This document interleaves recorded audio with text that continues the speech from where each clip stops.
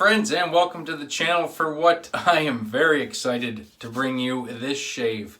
Oh boy, oh boy, oh boy. Yeah, really excited for this one. I've been wanting one of these razors for a very long time. Thanks to my man Lyle the SaskShqver, I now have one in my possession, and it's probably going to be staying right here. This is the den where things come to stay. If there's something I've really wanted and kind of lusted after, once I get it, it ain't leaving. And something really cool that this razor also came with is this. The original box, the Grand Self-Lubricating Razor. How freaking cool is that? And I'm going to show you more of the razor, or I will show you the razor here in a minute. You know how I roll. I like to get into the soap, get into the splash, or not even the splash, get into the soap, do the lathering, you know, get it all latherized, and then I'll show you the razor when we start to put it to face. So the soap for today is going to be also from Lyle the SaskShqver, A&E. Which one's pink? I don't even know if I had that right side up. I have no idea. There's the label. Which one's pink? Ah, yes. Very nice scent. I guess Lyle didn't care for this. He didn't tell me he was sending this. Either, by the way, the sneaky little bugger. I knew he was going to send me some samples. And when I got this picked up at the post office, because I knew the razor was coming. I was like, that package is way too heavy for a razor. Like, I know. He sent me a soap. 100% he sent me a soap, and yes he did. He sent me the matching splash too, and some samples. Going with the CoyoteCuts Psycho-Delic Funk 24 millimeters of tuxedo knot goodness. So, you know, get this all loaded. This is not in the Kaizen formula. This is the previous base, or the previous base to the previous base. I'm not sure which iteration of bases this is. I know it is beef tallow, goat milk, and pig fat. So bacon in here, and lots of super fats and all that other good stuff. So I'm expecting great things. Digging the scent, true Peter fashion, very complex. It's very complex indeed. I'm going to try my best to get through the scent notes if I can. And there's a lot of them, but have no fear. Whatever I miss will be in the description box down below. There's also going to be a link to Lyle's channel, actually to a video on Lyle the SaskShqver's channel. It will be down below because I'm only going to go into the basic details of this soap. Lyle did a great, or not this soap, but this razor. Lyle did a great video on the Grand Shave King self-lubricating razor. So I would highly encourage you all to go watch his video and get the nitty-gritty and get the deets from there, because Lyle did a fantastic job. And today's story time, so I have a story to tell, and just kind of like to go on autopilot for story time. So let's get this loaded up. Right off the bat, this soap feels very creamy on the face. I like the face feel. Right off the bat. Oh yeah, okay, we're going to start getting some scents. We're going to start getting some scents kind of poking out here now. So this is pink peppercorn, pink grapefruit, bergamot, and tangerine as your top notes. Then you have, in the heart notes, you have pink rose. There's pink rose, there's lavender, there's myrrh. There's a whole bunch of stuff. I'm sorry guys, there's a lot to remember. There's lavender. And then in the heart notes, there's sandalwood, I believe. There's sandalwood, there's Haitian vetiver, there's amyris, I do believe, patchouli. There's a lot going on, but it's marketed as a warm oriental spicy scent, and I can definitely get that vibe. And I do like spicy scents. I'm definitely picking up on the pink peppercorn.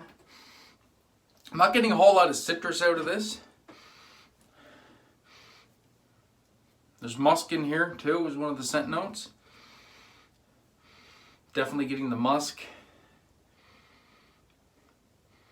Getting some of that pink rose. All in all, I dig the scent. I really do. It is warm. It's woody. It's spicy. Yeah, I like it. Probably overloaded the ever-loving shit out of it. But yeah, away we go. But like I said, the full scent notes are down below. This soap was perfumed by Grey Matter for A&E. So they're the ones that came up with this scent. Grey Matter, if you're watching this video, which you probably are not, very nicely done. I like it. I like it a lot. And scent strength, we're going to give this about, I'm just going to give this about an even 5. Right across the board. I don't find it particularly offensive to the olfactory passages. And overwhelmingly persuasive in the smelling holes. So yeah, we'll go with that. So, story time. Thinking of my man Rob Soder, because Rob sent me a bunch more samples, and Rob's always commenting that he's on his way to Brooklyn, because that's what he does. He's a truck driver, delivers to Brooklyn, and I got thinking, like, I got some Brooklyn stories, and I've been talking a lot about the martial arts lately, and I want to get back into the other stories. By the way, quick blurb on the martial arts. Training's going good. My foot's healing well. Managed to mash another toe the other night on the other foot, but that was more like a stub toe. It's pretty much 100% already. I'll be throwing kicks with that foot again tomorrow night. Right foot, not so much. Legs were some sore yesterday, I know that, but they're 100%. So we're good to go. But anyway, that's it for the blurb in the martial arts. It's going good. And we're having a ton of fun. And so yeah, so story time. Brooklyn. It was the summertime. And this is the story of the time I wrecked a car. So, I used to deliver to this place in Brooklyn called Blue Ridge Farms. I'm going to do one more application of water. I'm trying to think of the name of the street they were on. Something tells me they were on Atlantic Avenue, I think was the name. That rings a bell. But anyway, when you get into this place, it's a long-ass drive in off the interstate. There's like a bajillion traffic lights. That's a whole nother story for another time. And anyway, when you get into this place, you're parked right across from a Cuban bar. That's a whole nother story for a different story time. And the customer is on your right hand side and your blind side, and you're parked right underneath an overhead subway, which is entertaining all night long as it rumbles over your head every 5 minutes. So yeah.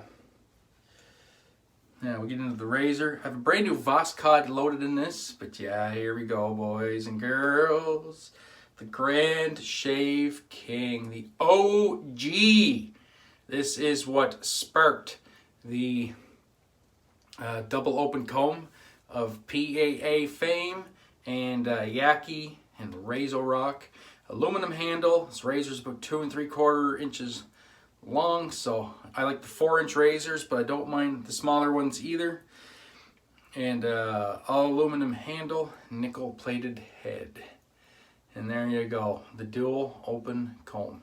Self-lubricating razor designed to keep moisture and stuff on your face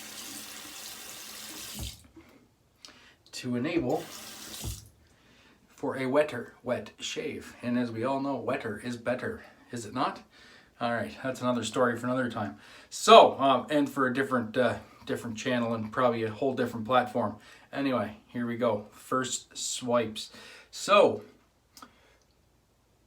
actually to get on my face, like I said, I'm used to the 4-inch handles, trying to find my way to the face. Oh yeah, that's very smooth. There's blade in here, right? I'm just kidding. There is a blade in here. Oh, yeah, very nice. I do like milder razors anyway, so this is going to be the cat's furry arsehole. So, anyway, I delivered to this place in the morning, and when you leave, there's only one street you can turn onto because of said overhead subway. It's high enough where you're parked, but when you get past the first street on your right after you leave, oh, I should say Atlantic Avenue is a one-way road, one-way avenue. So the first road on your right is a non-truck route. You cannot take that street. The second street on the right is the truck route. That is the street you take. You have no other options but to take that second street, because that's how you do it. We'll get all that lather and just one go. Kind of negating the purpose of the rinsing and the self-lubricating, because I'm an idiot. Anyway, great first pass. Soap is very slick, very protective.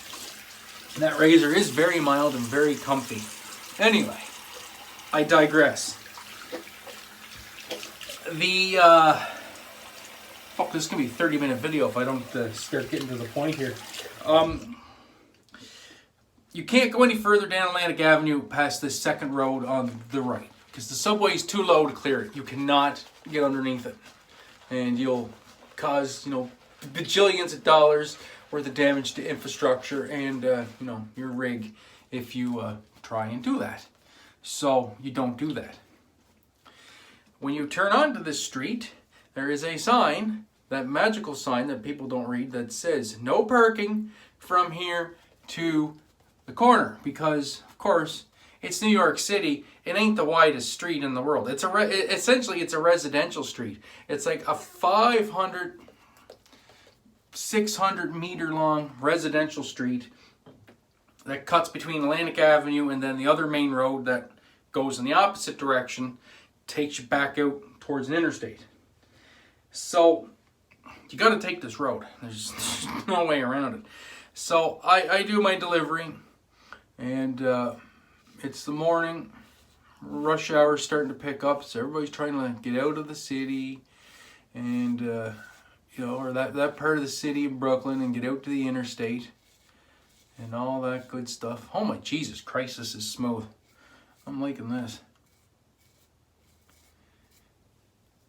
But it is removing the fur. That's good. So anyway, I go to turn onto this street and I can't make the turn because there's some yahoo parked up towards the corner. So I pull the brakes and now I'm parked in the intersection, halfway through the intersection, and half on Atlantic Avenue. So now I'm blocking this road. There's no two ways about it. And I can't back up, obviously, because it wouldn't matter anyway. I got nowhere to go. I can't go anywhere but take this street. And I can't proceed down the street because I'm going to hit this car with my trailer. And I only had a 40-foot container on, too. So I didn't have like a 53-footer. Just had a short little container. So I don't know what to do. No sign of life around the car. So I hear a voice behind me.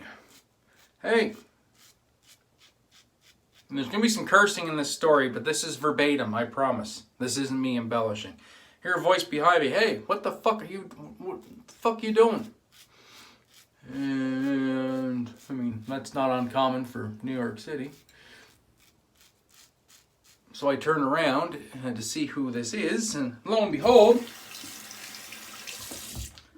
an NYPD officer. And I'm like, oh, this day's just getting better. And I kind of looked at him with that stunned Eastern Canadian look plastered on my face. And he's like, are you deaf or something? What the fuck is wrong with you? What are you doing? And I'm like, well, I can't turn onto the street. And he's like, why not? You don't know how to drive? I'm like, no, I know how to drive. I'm like, there's this car parked here and I can't clear him. I'm gonna hit him. I said, you know, there's no way I can swing wide enough to get around him. And it wouldn't matter if I swung even wider, making the initial turn, because there's cars on the left-hand side of the street. Anyway, I got nowhere to go. I got no recourse. And he's like, all right, give me a minute. So he starts going pounding on doors of nearby houses. See if he can find the driver. So comes back a few minutes later, and I'm chain smoking at this point in time, because I don't know what the hell is going to take place. So he comes back and he goes, I can't find the driver. I'm like, well, that's not good. And he goes, you're damn right it's not good, because you're fucking up my street. And I'm like, oh, well, I don't know what to do. He's like, well, you got a big truck? I'm like, yeah. He goes, well, hit him. I'm like, what? He goes, hit him. You think you can hit him without, you know, wrecking your truck? I'm like, I don't know. I mean, I said, I'm going to hit him with, you know, with the back end of the trailer, or the sides of the chassis, and possibly the wheels of the trailer. And the truck should be fine. It'll be the trailer that takes the worst of it. And he's like, all right, we'll go get in your truck and get around the corner. I'm like, He's like, I'm not asking you again. I'm telling you, get in your truck and get around the corner, because you're fucking up my street. I'm like, okay. So I go back up to the truck, release the brakes, put it in gear. Really liking the shave too, by the way. This is doing a fantastic job, as I do like the mild razors, as I aforementioned. And it does feel wetter than most shaves. Definitely leaving some lather and some moisture on the face, which aids in the buffing, because I find I'm doing just a little bit more buffing than usual, but not really. And by God, that's fucking BBS right there. I'm just gonna do a little touch up right under here. Anyway, so I put her in gear, start creeping forward. I got my passenger window down so I can hear what's going on back there, and then I feel the little jolt, and I'm just going slow. I'm not mashing the gears or nothing. I feel the little jolt as the corner of the chassis hooks on the back of the trunk lid of the car. And feel a little bit of resistance, because I'm kind of hooked onto the car. So I start giving her a little bit more fuel, and then a lot more scraping and clanging and stuff. Light bulb breaking on the tail light assembly, and then pops loose. And so I get straight and pull over to the side so traffic can now go around me.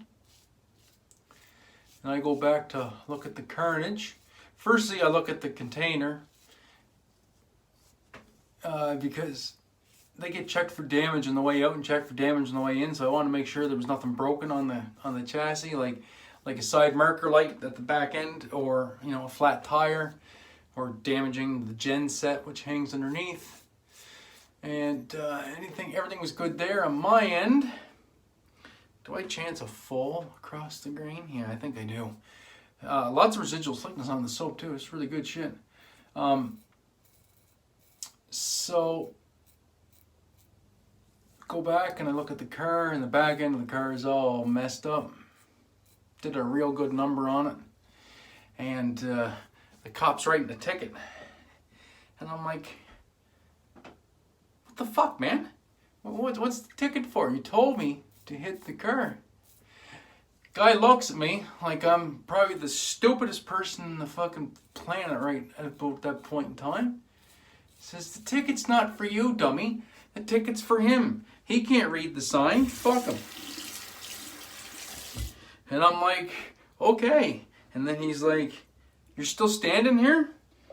Get out of here. I'm like, good enough. Have a great day.